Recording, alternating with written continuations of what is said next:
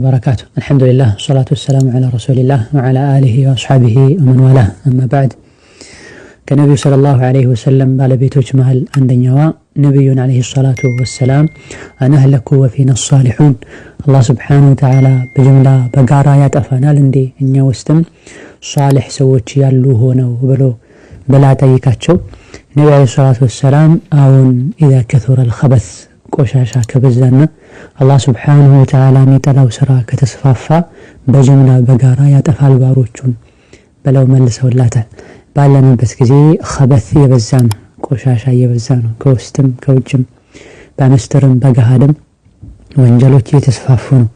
የአላህ ባሮችና ሷሊሖች እውቀት ያላቸው ሰዎች ዕልም ያላቸው ሰዎች በዚህ ልክ ሊንቀሳቀሱ ይገባቸዋል። ሁሉም ነፍስያን ሊያስተካክልና ሌሎችን በሁለተኛ ዙር ለማስተካከል ጥረት ሊያደርግ ይገባዋል። ካልሆነ ግን የአላህ Subhanahu Wa Ta'ala ቅጣትና ቁጣ ሲመጣ ሁሉንም አንድ ላይ ነው ይዞ የሚሄደው። ወተቁ ፊትነተ ላ ቱሲበነ الذين ظلموا منكم خاصة።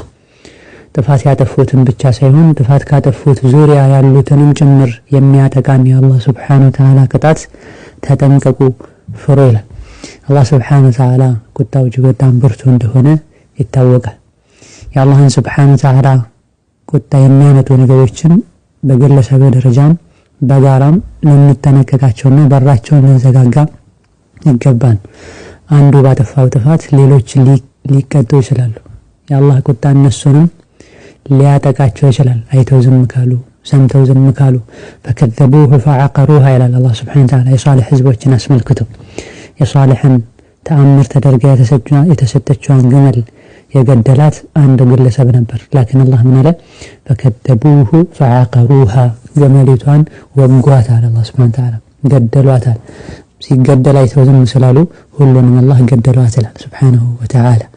እንደዚሁ قل بالله وآياته ورسوله كنتم تستهزئون አንድ ግለሰብ ሙናፊቅ የሆነ በነብዩና በሱሐቦች አሹፎ ከዙሪያ ያሉ ሰዎች ዝም ስላሉ አላህ ግን ወህዩን ሲያወርደው ተስተህዚኡን ታሹፋላችሁ ታላግጣላችሁ ብሎ ከዙሪያ ያሉ ሰዎችንም ጭምር ዝም በማለታቸው የዚህ ወንጀል ተካፋይ አድርጓቸዋል።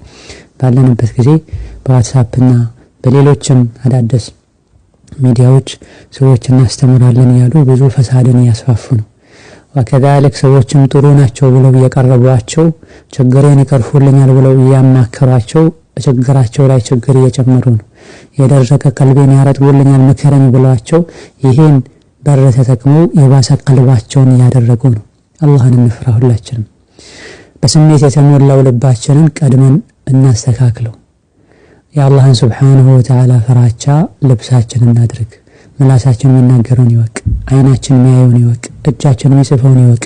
ካልሆነ ግን ጥሩ ናቸው ብለው በሚያስቡ ሰዎች ፊት አላህ ፊት Subhanahu Wa Ta'ala መዋረድ አይቀርም ነው።